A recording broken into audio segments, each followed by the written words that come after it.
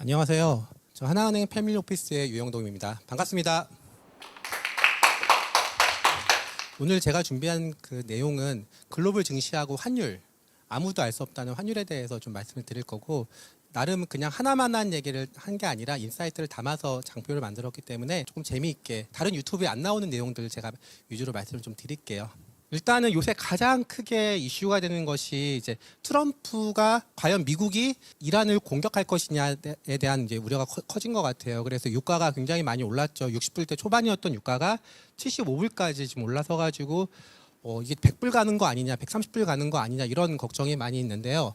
저는 여기에 대해서 사실 아무도 알 수 없는 내용이긴 하지만은 제 개인적인 판단으로는 오래 가지 않을 것 같다는 것이 제 생각입니다. 왜 그렇게 생각을 하냐면은 일단 전쟁이 이 국가 간에 서로 이란하고 이스라엘이 국경이 맞닿아 있지 않거든요. 그러다 보니까 이게 단거리 미사일이 아니라 장거리 미사일로 쏴서 공격을 해야 되는 상황인데 이란이 갖고 있는 장거리 미사일이 대략 한 3,000발 정도, 그 중에서도 멀쩡한 게 몇 개인지 사실 불투명하다고 하더라고요. 그래서 한 2,000발 정도 남아있는데 하루에 한 200발 정도 쐈을 경우에는 실제 이스라엘을 갖다가 가격할 수 있는 기간 자체가 그렇게 많지 않다. 딱 나누기만 해봐도 10일은 아니겠지만 굉장히 짧은 기간에 있을 거고, 그리고 이스라엘도 마찬가지로 아이언돔이라고 하는 미사일 방어 체계 역시 이것 또한 방어 실질적으로 할 수 있는 것이 한 10일에서 한 12일 정도라고 알려져 있어요. 그래서 실질적으로 양 국가 간에 서로 했던 것들이 너무 미사일이 많지가 않다. 그렇게 생각해서 저는 이 전쟁이 일단 물리적으로 오래 끌지 않을 거다라는 생각을 갖고 있고요. 두 번째는 정치적으로 봤을 때 트럼프가 사실 선거에서 이기고 공화당이 이기고 하원에서도 사실 공화당이 이겼잖아요. 그렇게 레드 수입이 나왔던 거는 사실 바이든 시절에 높은 물가, 아마 미국에 가셨던 분들은 아실 거예요. 맥도날드가 제일 싸죠. 스타벅스가 제일 싸요. 한 끼 먹으려고 해도 3만 원 이렇게 하니까 결국은 민주당이 완패를 한 거거든요. 높은 물가를 잡는 게 가장 중요해서 트럼프는 유가를 갖다가 70불대 초반에서 60불대 초반까지 드라마틱하게 유가를 낮췄거든요. 집권하고 나서. 실질적으로 물가는 여기 보시면은 CPI라고 하는 물가는 사실상 유가에 따라서 움직이는 경향이 커요. 왜냐하면 다른 물가들은 그렇게 플렉서블하지 않기 때문에 유가가 하락하면은 물가도 사실 떨어지거든요. 그런데 최근에 이 이란하고 이스라엘 전쟁 때문에 유가가 75불까지 급등하면서 사실 다음 달 또는 다다음 달에 우리가 받아볼 물가는 상당히 올라갈 가능성이 높다라고 판단을 하고 있습니다. 그런데 이 물가가 올라가게 되면은 어떤 일이 벌어질까요? 우리 미국에서 가장 많이 기대하고 있는 것이 금리 인하잖아요. 근데 사실상 금리 인하가 멀어지기 때문에 트럼프 입장에선 내년 11월에 있는 중간 선거에서 이겨야지만은 2년짜리 대통령이 아닌 온전히 4년짜리 대통령을 갖다가 이제 활동할 수 있기 때문에 물가가 이란의 핵미사일을 갖다가 보유하지 막는 것도 되게 중요한 이슈긴 하지만은 물가를 잡는 게 사실상 미국 국민들 입장에서 봤을 때는 훨씬 더 중요하다. 그래서 이 전쟁이 장기화되지 않을 거다라는 판단을 하고 있습니다. 그래서 답할 수 없는 질문이긴 하지만은 이것 때문에 주가가 밀린다라고 하면은 이건 미국이고 한국이고 사야 된다라는 의견을 좀 가지고 있어요. 두 번째는 최근에 또 핫한 얘기가 사실 글로벌 증시이긴 한데 요새 국내 증시 장난 아니죠. 자, 여기서 왜 코스피가 이렇게 많이 올랐을까? 혹시 코스피 이렇게 많이 오를 줄 아셨나요? 몰랐죠. 왜냐, 작년에 안 좋았으니까 올해도 한국 되겠어? 국장하면은 우스갯소리로 매국노 이런 얘기도 할 정도로 굉장히 많이 비꼼이 있었거든요. 근데 저는 올해 증시를 긍정적으로 본 이유가 왜 그러냐면은 우리나라 GDP가 5월 달에 한국은행에서 0.8까지 낮췄어요. 코로나 때 마이너스 0.70이었는데 전 세계가 봉쇄당한 것도 아닌데 한국의 GDP가 0.8%까지 떨어졌거든요. 이랬을 때 각국에서 어떻게 대응을 했느냐, 우리나라 어떻게 대응을 했느냐면은 대규모의 추경이 있었죠. 예를 들어서 2003년도에 우리가 무슨 일이 있었죠? 그때 카드 사태가 있었고 태풍 매미가 있었어요.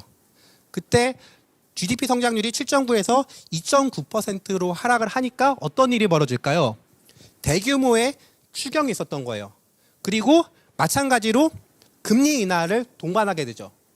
자, 그리고 2008년도 금융위기 때 GDP가 뚝 떨어지니까 대략 30조 원 정도의 추경이 발생을 했죠. 그리고 뭘 해요? 코로나 때처럼 엄청나게 금리를 낮추죠. 우리나라 다음에도 마찬가지로 코로나 때는 심지어 GDP가 마이너스가 났어요. 그러니까 과거에 볼 수 없는 66조라고 하는 대규모의 추경이 일어났고 금리도 엄청나게 낮추면서 주가는 어떻게 돼요? 폭등을 했죠. 이번도 마찬가지라는 거예요. 악재가 대규모의 부양을 부른다는 거죠. 핵심은. 그렇기 때문에 저는 올해 코스피는 생각보다 셀 가능성이 높다라고 판단을 합니다.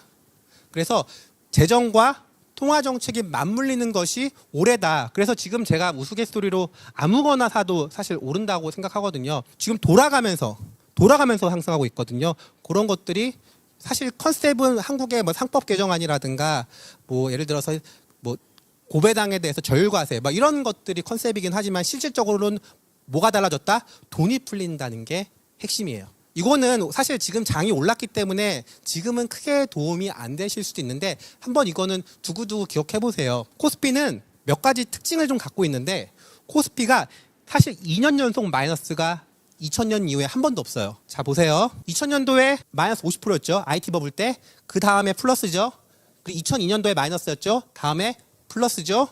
금융위기 때 마이너스였죠. 그 다음 연도에 플러스죠. 전반적으로 쭉 보시면은 코스피가 2년 연속 마이너스가 없어요. 왜 그럴까요? 코스피 안에서는 대부분 수출 기업이기 때문에 코스피가 빠지면은 무슨 일이 발생하죠?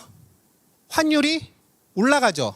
환율이 올라가면은 시차를 두고 기업들은 분기 실적을 갖다가 발표할 때 실적이 어떻게 된다? 환율이 높으니까 개선된다. 환율이 개선되면 어떤 일이 벌어져요? 주가는 빠졌던 주가는 하락하지만은 일단 올라가는 과정에서는 주가가 하락해요. 환율이 올라가는 과정에서는. 그런데 환율이 안착을 하면은 기업들이 분기 단위별로 실적 발표를 하잖아요. 그러면 실적이 어떻게 돼요?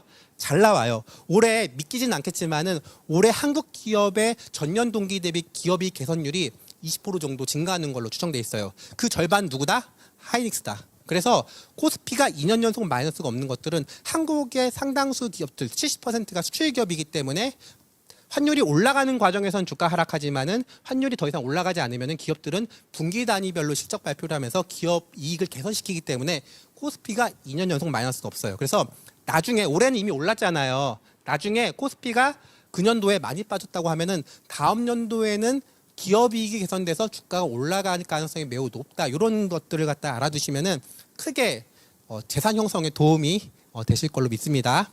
그리고 보통 미국 대통령 갖고 많이 하는데 제가 재미삼아 그 국내 대통령도 한번 해봤어요. 국내 대통령 1년 차에 수익률을 갖다가 계산해 보니까 전두환, 노태우, 김영삼, 노무현 쭉 해봤을 때 2022년하고 2008년도 때만 마이너스고요. 대통령 1년 차 때 상승 확률이 78%가 넘어요. 괜찮죠? 그리고 코스피가 홀수년도일 때 상승 확률이 90%예요. 그러니까 저는 이걸 갖다가 PB분들한테 강의할 때 뭐라고 표현하냐면은 삼위일체. 올해는 삼위일체다. 그래서 2년 연속 마이너스가 없고 코스피는 홀수년도고 대통령 1년 차에 상당 부분 이것 갖고 주식을 살 수는 없죠, 당연히. 근데 확률적으로 굉장히 우위에 있는 구간이기 때문에 코스피가 좋을 것 같다는 판단을 했어요. 그랬을 때 이제 제가 강의를 갖다 나중에 한 거니까 그렇긴 한데 코스피가 좋을 것 같다는 생각을 갖다가 하고 있었습니다. 그래서 다음번에 코스피가 그 년도에 마이너스가 난다면은 다음 연도에 좋게 보는 것이 굉장히 중요하다. 그런 말씀을 드릴게요. 도움이 되실 걸로 믿습니다. 그래서 여기까지는 이미 지난 얘기예요. 앞으로 그래 코스피 얼마까지 갈 것 같아 라고 하는 게 제일 궁금하신 사항이시잖아요. 그랬을 때 제가 이 장표를 만든 게 사실 2주 전에 만든 건데 이미 2950을 넘었죠. 앞으로 뭐 얼마까지 갈 거냐는 게 사실 되게 궁금하실 텐데 저희 기관 투자자 같은 경우에 아무렇게나 얼마까지 가요 라고 말씀을 드릴 수는 없고 현재는 시장에서 제일 관심을 받는 게 PBR이에요. 정치인들도 지금 PBR이라고 하는 장부상 가치 밸류에이션을 갖다가 많이 얘기를 하고 있거든요. 그랬을 때 가장 작년에 2890이 꼭지였을 때가 PBR 한 배 정도였어요. 그때 레벨이 적용을 하면 2950이었고 코로나 때가 가장 많이 올라갔을 때가 PBR로 따지면 1.27배. 이렇게 따지면 얼마까지 간다? 3,700까지 가는데 하반기에 우리나라의 수출 경기라든가 이런 것들을 봤을 때 반도체, 조선, 바이오 이 정도만 좋지 그 뒷단에서는 사실 좋은 게 별로 없어 보이긴 해요. 주가는 오르더라도. 그렇게 봤을 때는 펀드멘탈상 PBR 1.27배 주는 것들은 아무리 상법 개정안이라고 해도 쉽진 않아 보인다. 그러면 어떻게 할 거냐? 그 다음 고점이었던 2017년도 기억나세요? 삼성전자 300만 원 액분전에 갔을 때 그때 밸류에이션이 1.07배가 상단이었거든요. 요걸 갖다가 적용하면 얼마 나오느냐? 3,150이 나와요. 그래서 저는 그때하고 지금하고 좀 비교하는 것이 좀 맞다고 생각을 해가지고요. 개인적으로는 목표 주가가 한 3,100 정도에는 주식 비중을 갖다 좀 줄여야 된다. 그러니까 지금 코스피를 사기엔 룸이 그렇게 크진 않지만은 원래 레이 사이클이 제일 많이 올라요. 그렇기 때문에 한 번 더 돌 텀은 있지만은 룸이 그렇게 지수로만 봤을 땐 크지 않다라고 판단을 합니다. 자, 이제 오늘의 주제인 글로벌 증시에 대해서 좀 말씀을 드릴 텐데요. 근데 사실 좋은 자산을 고르는 건요, 약간 많은 운이 따라요. 운이 좀 필요해요. 그런데 이 좋은 자산을 고르는 것보다 더 중요한 것은 손실을 보지 않는 것, 즉 하지 말아야 할 자산을 아는 게 훨씬 더 중요해요. 그랬을 때 하지 말아야 될 게 뭐냐? 여러분들 여기 SQQQ라고 혹시 들어보신 분 없으시죠? 천하의 나스닥을 인버스 3배로 하는 거예요. 이거 하면 되겠어요, 안 되겠어요? 이렇게 지금 거의 0에 수렴하잖아요. 나스닥 3배 인버스. 이런 파생 상품은요, 하는 게 아니에요. 3배짜리 인버스, 레버리지 이런 것들은 특히 인버스 좀 하지 마세요. 인버스는 실제 기관 투자가들도 우리 맨날 공매도 얘기하지만은 기관 투자가들도 사실 하기 어려운 게 공매도고 업계 사람들끼리 만나서 숏으로 돈 버는 사람은 거의 없어요. 실제로. 대부분 롱으로 버는 거지. 그렇기 때문에 이런 파생 상품 하지 마라. 레버리지 하지 마라. 그런 말씀을 드릴 수 있을 것 같고요. 두 번째 ARK라고 하는 혁신 ETF 아시죠? 돈나무 언니 ETF 들어보셨죠? 요거를 하지 말라고 하는 이유는 제가 왜 그러냐면은 이게 집중 투자되어 있기 때문이에요. 우리는 생각보다 인사이트가 많지 않아요. 근데 개별 종목에다가 인사이트를 담아가지고 특정 종목에다가 많이 실었을 경우에는 성과가 대체로 좋지 못해요. 다시 말해서 부침이 있다. 좋을 때는 왕창 오르지만 우리 대부분은 어디서 들어가요? 올라갈 때 들어간다니까요. 인간은요, 올라야지만 사요. 빠지는 거 있으면 안 사요. 과연 오를까? 2차전지 사라고 하면 사시겠어요? 안 사잖아요. 빠질 때. 올라가야 산다니까요. 이때 사는데 결국은 특정 종목에 집중 투자되어 있으면 부침을 겪어요. 그러면서 이렇게 내려오거든요. 그래서 펀드 같은 거나 ETF를 보실 때 개별 종목이 10% 이상 들어간 종목은 손 된다 안 된다? 안 된다. 아시겠죠? 이렇게 집중 투자되어 있는 ETF는 하는 게 아니다. 세 번째는 이머징 투자는 가급적이면 지양하셨으면 좋겠어요. 왜? 사실 저도 이따가 환율 전망을 하긴 할 텐데 특히 신흥 이종통화의 환율 전망은 굉장히 쉬운 일이 아니에요. 그리고 그 나라 지수가 많이 오르더라도 지금 달러의 가치도 굉장히 의심받는 구간인데 예를 들어서 루피라든가 원화 이런 것들은 사실 장기적으로 봤을 때는 달러보다 아웃퍼폼하기 쉽진 않거든요. 그 자체 지수가 오르더라도 통화 가치가 절하되면서 디스카운트를 받는 경우가 많아요. 달러 환산 코스피는 다른 얘기거든요. 그랬을 때 이머징 투자는 가급적이면은 지양하셨으면 좋겠다는 생각을 좀 가지고 있고 마지막으로 원자재 투자를 지양하셨으면 좋겠어요. 왜냐하면은 기본적으로 원자재 가격이 농산물 가격이 오른다고 한번 생각을 해보세요. 농산물 가격이 오르면 어떤 일이 벌어져요? 서민들이 엄청나게 뭐라 한단 말이에요. 국가는 어떻게 해요? 그러면은 거기에 대해서 가격을 누르죠. 그런데 예를 들어서 바이오 의약품 새로운 신약에 대해서 국가가 눌러요? 안 누른단 말이에요. 기초생활 필수 약만 누르는 거지. 유가가 오르면 정부가 누르죠. 서민들이 힘드니까. 그렇기 때문에 기본적으로 에너지, 금속, 농산물, 기초생활 필수품에 해당되는 것들은 가격에 정부의 가격 저항을 받기 쉬워요. 그런데 초고액 자산가들의 예를 들어서 명품, 주얼 이런 것들은 가격 저항을 안 받는단 말이에요. 그렇기 때문에 우리는 이 에너지, 금속, 농산물에는 투자를 하지 않는 것이 맞다라고 생각해서 좋은 자산을 고르는 것보다 뭐가 더 중요하다? 이렇게 1번 파생 상품 하지 말 것, 2번 신흥국 하지 말 것, 세 번째 집중 투자된 펀드 하지 말 것, 네 번째 원자재 하지 말 것. 이것만 지켜도 뭐가 된다? 성과가 좋아질 수 있다라고 생각을 합니다. 그럼 뭘 해야 돼요? 뭘 해야 돼요? 우리는 어차피 올라갈 때 산단 말이에요. 우리 아무리 얘기를 해도요. 예를 들어서 하락할 때 사잖아요. 그럼 계속 하락해요. 걔는 신기하게. 그리고 올라갈 때 사잖아요. 그러면은 타이밍이 대부분 안 맞아요. 실질적으로는.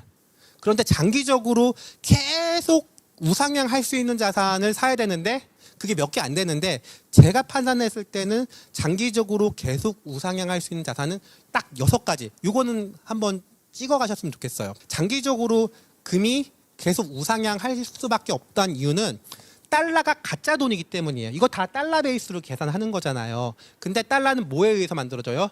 미국의 신용에 의해서 만들어지죠. 근데 미국은 지금 빚을 갚을 여건이라든가 빚을 줄일 수가 없어요. 실질적으로. 왜냐하면 전체 예산에서 60% 이상이 사회복지 예산이기 때문에 빚은 계속 늘어날 수밖에 없어요. 그 얘기는 뭐냐? 달러의 가치가 절하되면 그 반대편에 있는 실무자산의 가치는 오를 수밖에 없죠. 그게 대표적인 게 금이에요. 금. 그리고 S&P, 코스피 이런 인덱스들은 믿기진 않겠지만은 장기적으로 계속 우상향을 할 수밖에 없어요. 왜? 그것도 마찬가지로 그 나라의 통화 베이스로 계산됐기 때문에 짜장면 가격이 700원에서 지금 7,000원 됐듯이 기업의 매출도 한 그릇을 팔았을 때 예전엔 700원이었지만 지금 한 그릇을 팔면 뭐가 돼요? 7,000원이 되니까 기업의 명목 가치 기준으로 봤을 때는 이익이 증가한단 말이에요. 그래서 지수는 코스피도 오를 수밖에 없다. S&P도 오를 수밖에 없다. 그런데 왜 인도 센섹스를 넣느냐? 전 세계 글로벌 증시 1등은요. 뭐다? 나스닥이에요. 나스닥.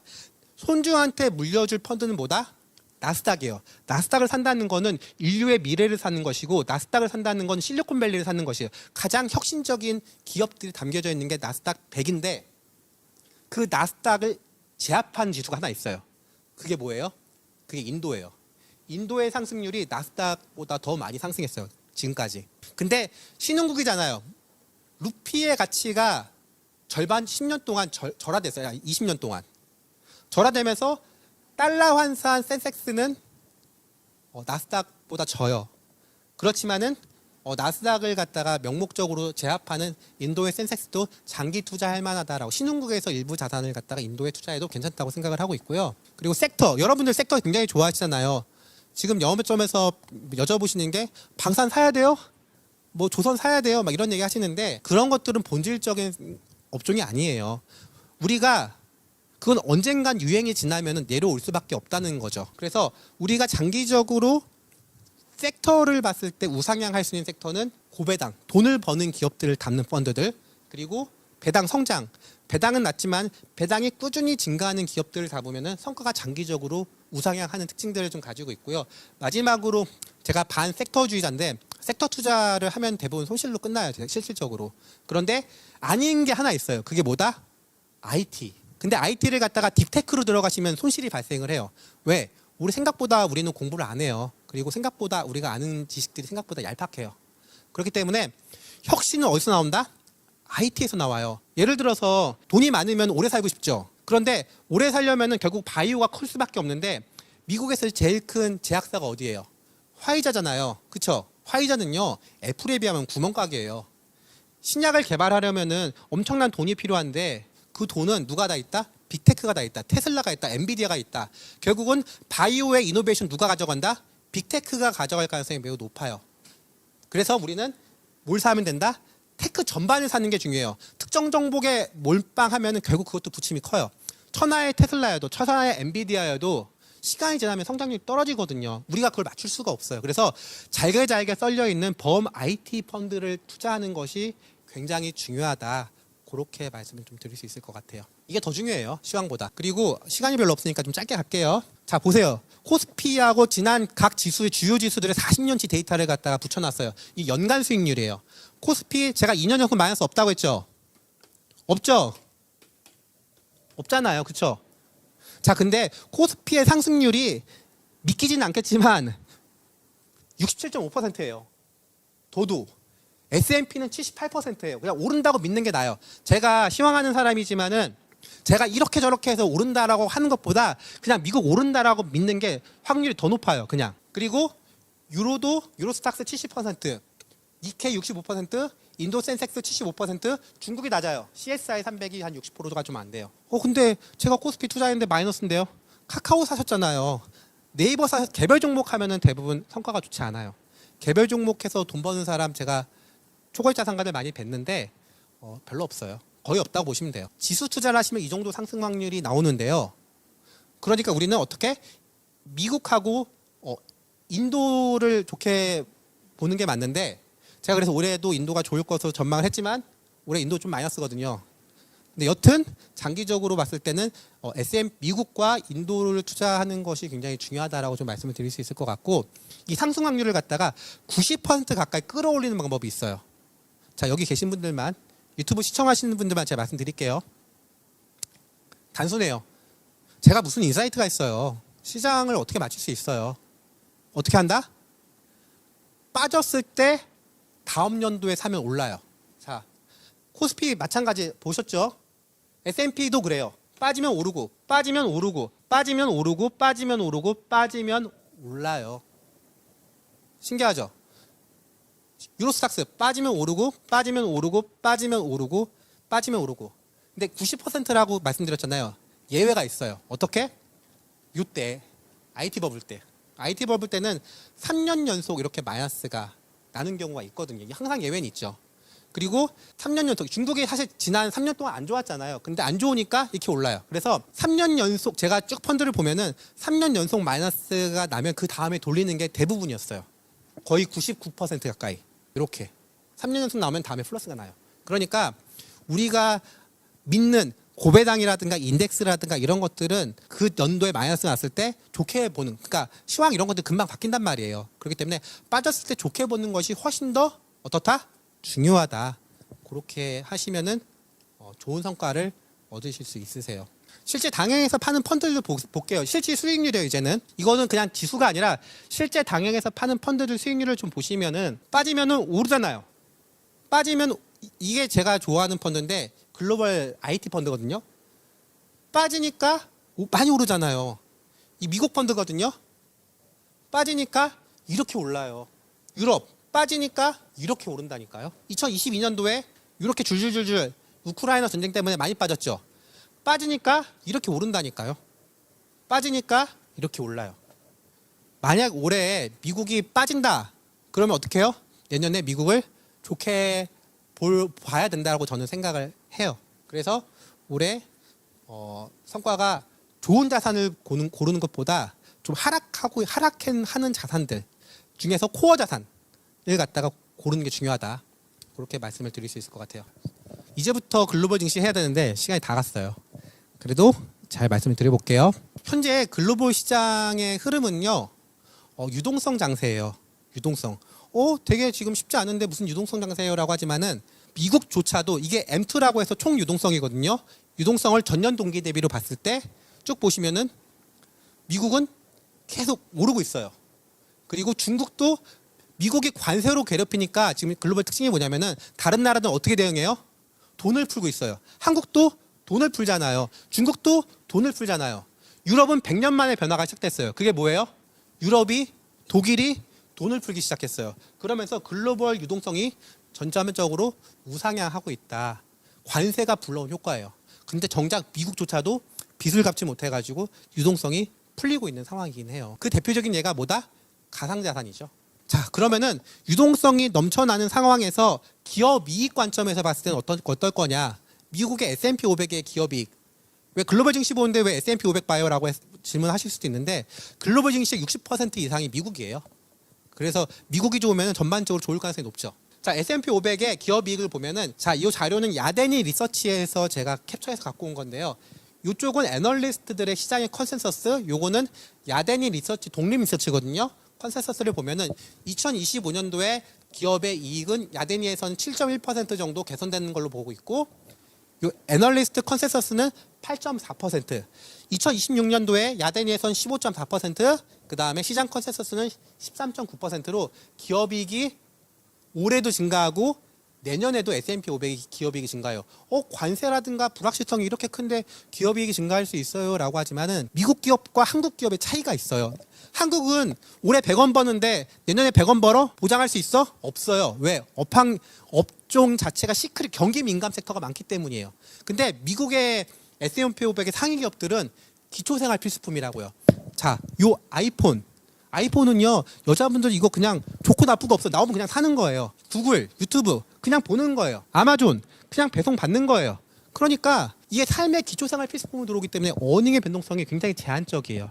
그래서 관세에도 불구하고 미국 기업의 이익은 아직도 견조하고 더 고무적인 것은 2026년도의 기업이익 전망치도 상당히 좋다.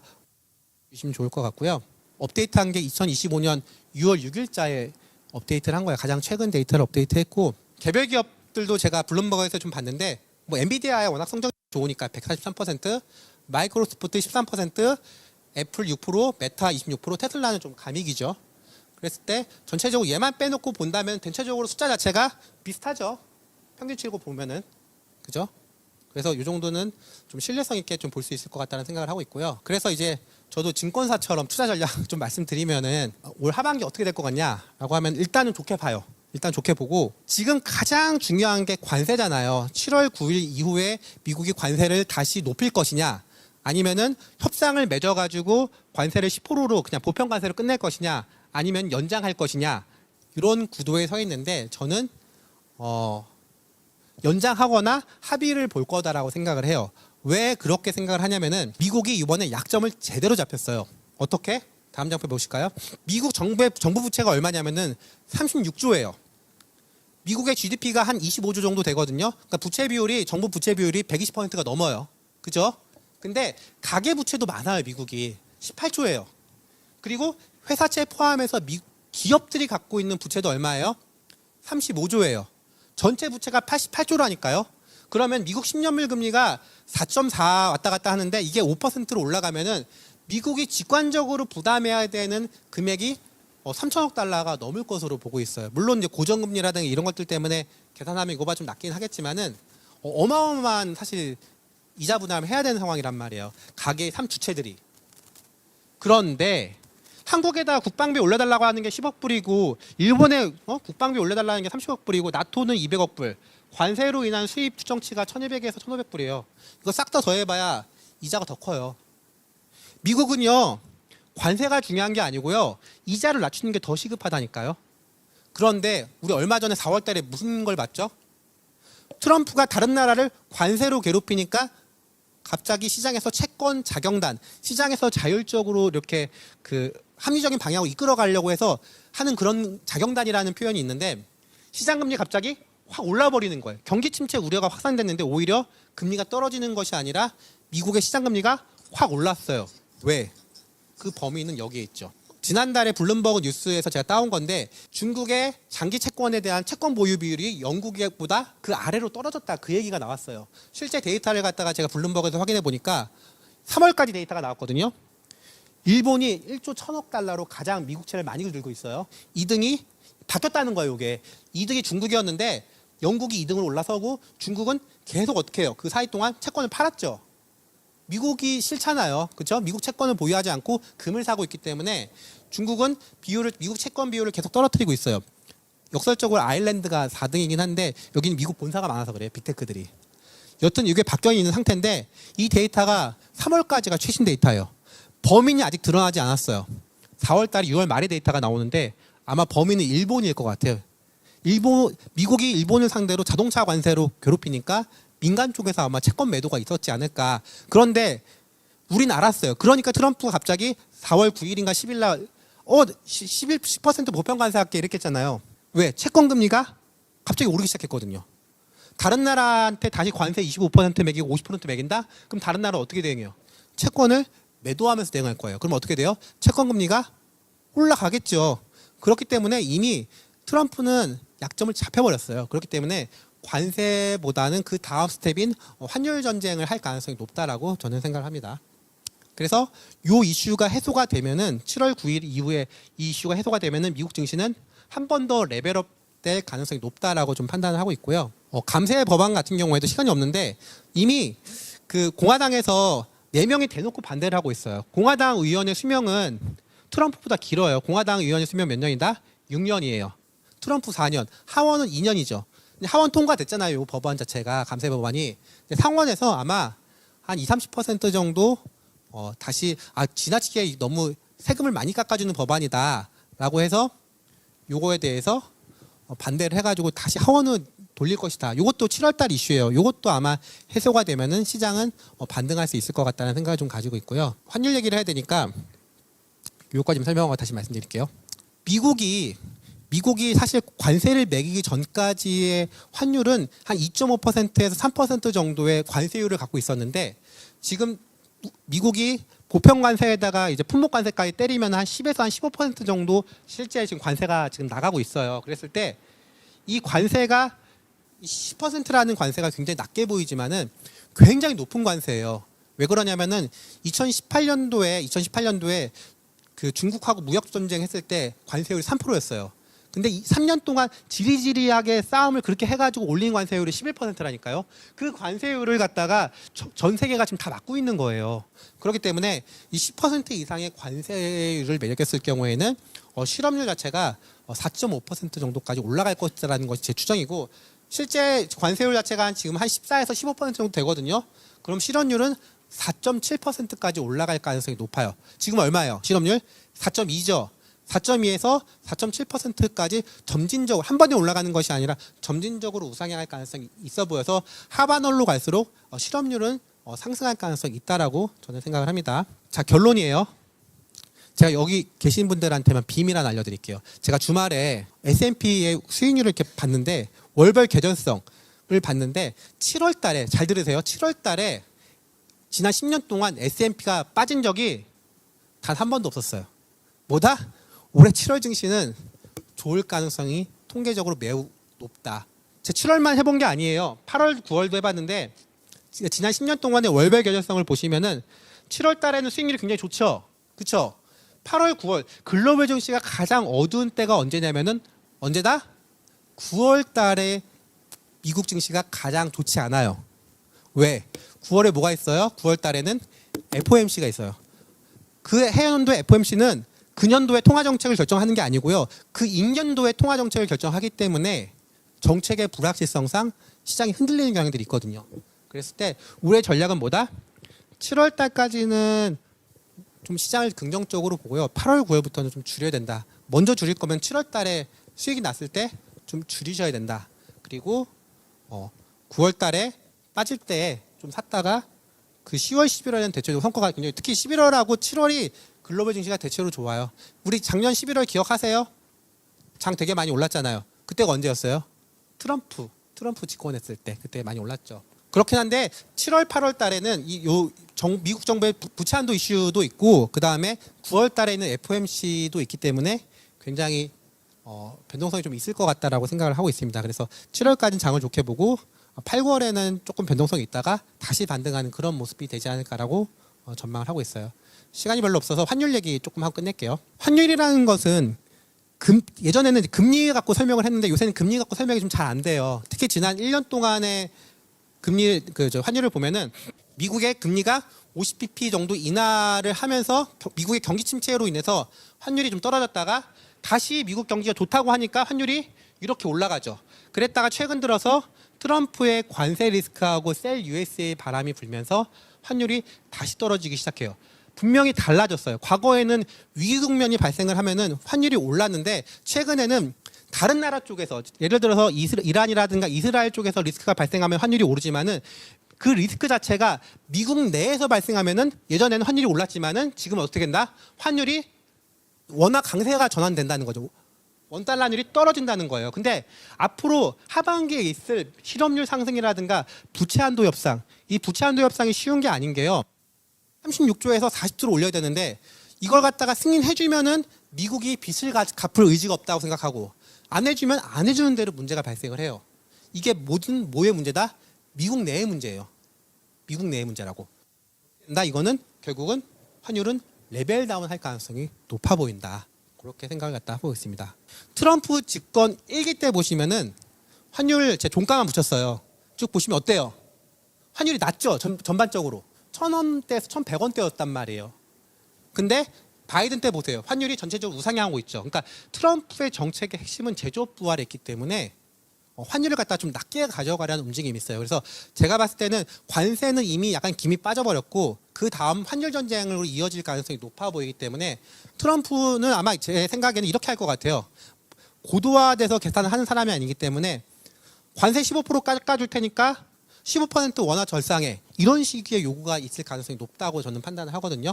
그래서 올해도 원화 강세, 그러니까 원달러 환율 기준으로 봤을 때는 지금 1,374원이긴 한데 환율은 1,300원대 초중반까지 좀 내려올 것으로 보고 있고 내년에도 환율은 레벨 다운 할 것 같다. 그러니까 통계적으로 보면요. 원달러 환율이 5년 연속 당일 반영인 적이 한 번도 없었어요. 82년부터 85년까지 4년 동안 달리다가 빠졌고 또 4년 달렸다가 내리 빠졌고 다시 4년 동안 이렇게 갔다가요. 그 뒤로 이런 사례가 한 번도 없었거든요. 그러다가 2021년, 2022년, 2023년, 2024년도에 환율이 단일 방향으로 올랐어요. 그래서 제가 올해는 더 이상 5년 연속 한 번도 없었으니까 통계적으로 워낙 강세일 가능성이 높다고 생각을 했는데 워낙 강세에 갔죠. 근데 이때 보시면은 방향이 바뀌었을 때 이렇게 해서 방향이 바뀌었을 때 그 반대 방향으로 항상 유지하는 경향이 커요. 이때도 다 그랬거든요. 그래서 저는 내년까지는 적어도 내년까지는 원하는 강세 쪽으로 내년엔 잘하면은 1,200원대도 볼 수 있다라고 저는 판단을 갖다 하고 있습니다. 다시 한번 유영동 전문위원님께 뜨거운 박수 부탁드립니다. 감사합니다.